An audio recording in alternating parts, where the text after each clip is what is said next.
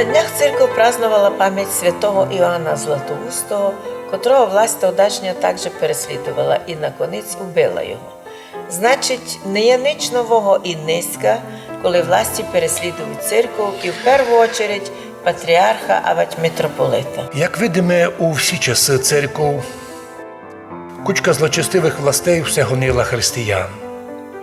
Видите, як і я потерпів переслідування за що? До того, як привезли в Томас в Україну, то той Томас розділив людей віруючих.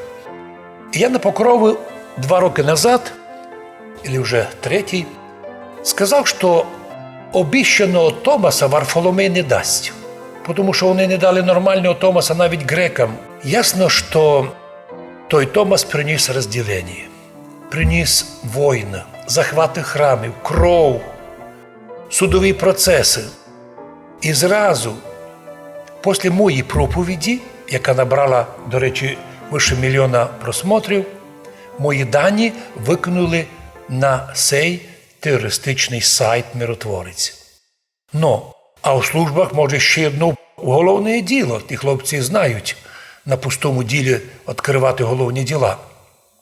Якщо буде доказано в майбутньому, що спецслужби, це карательні органи курірують такий терористичний сайт, то може їх буде в майбутньому, можуть їх глядати, уже не можна сказати, що старі, доки лише будуть жити, їх можна буде притягувати до відповідальності за публічний тероризм. Але ми православні. На відміну від терористів, гонителів церкви, молимося за них, як за крайніх злочинців. Думаю, що такі не подаються вже виправленню. І молимося словами Христа. Боже, прости їм, бо не розуміють, що ті творять. Точно так молимося і за владу, яка насмілилася організовувати гоніння проти десятки мільйонів православних людей. Вдумайтеся, кучка маленька кучка проти десятки мільйонів людей. Захватувати храми. І також за них молимося. Боже, просвіти їм разум, бо з такими злочинами у власній державі такі творять безобразія та ще лізуть чиновники, як слимаки в Європу. Та куди? Їм путь, навіть такі діяння офіційно закритий.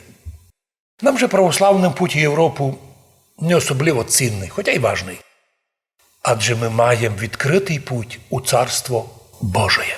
Вот, що нам головне. На цьому передача недосказаної завершена. Будьте здорові. Будьте здорові, най Бог благословить усіх наших братів і сестер русинів, всіма силами сохраняти єдинство русинського народу, не вступати в конфлікти проти других національностей, проти других релігій, максимально поступати по демократичному, по дипломатичному, по церковному, і лише так зберігати то все достоинство, то все багатство, яке нам передали батьки, і з такою ж радістю то передати і нашим потомкам.